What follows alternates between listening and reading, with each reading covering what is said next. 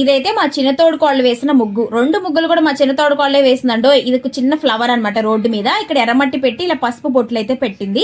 అలాగే ఇక్కడ lotus flower అయితే వేసింది అనమాట. భలే ఉంది కదా లోటస్ ఫ్లవర్. సో తనైతే ముగ్గులు చాలా చక్కగా వేసిద్దండి. ముగ్గులు వేయడం, జడలు వేయడం, ఇలా స్టిచ్చింగ్, శారీ కట్టడం ఇలాంటివి తనకి బాగా వస్తాయి.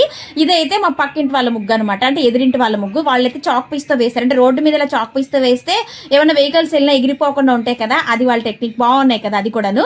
సో నాకు కూడా బాగా అనిపించింది. చాక్ పీస్ తో కూడా వీళ్ళు ఇంత అందంగా వేశారో అనిపించింది అనమాట. రోడ్డు మీద చూసారు ఎంత కష్టమో కదండి బాగా రుద్దాలి అంటే. సో మొత్తానికైతే మేము 3 days కూడా ఇలా ముగ్గులతో, మా ముస్తాబులతో, అలాగే మా దేవుడికి పెట్టిన నైవేద్యాలతో ఊరందరం కలిసి సరదాగా సెలబ్రేషన్లు చేసుకుంటూ లాస్ట్ రోజు ఉట్టుకొట్టి రంగులు పూసుకొని ఆ వినాయకుడిని అయితే హ్యాపీగా సాగనంపామన్నమాట. చాలా ఎంజాయ్ కూడా చేసాము. అలాగే అలసిపోయాంలేండి, అది వేరే విషయం. బట్ ఎంజాయ్ చేసామన్నమాట. ఇయర్కి ఒక్కసారి మాత్రమే మనం ప్రతి పండగ ఇంట్లో చేసుకుంటాం కానీ అందరం కలిసి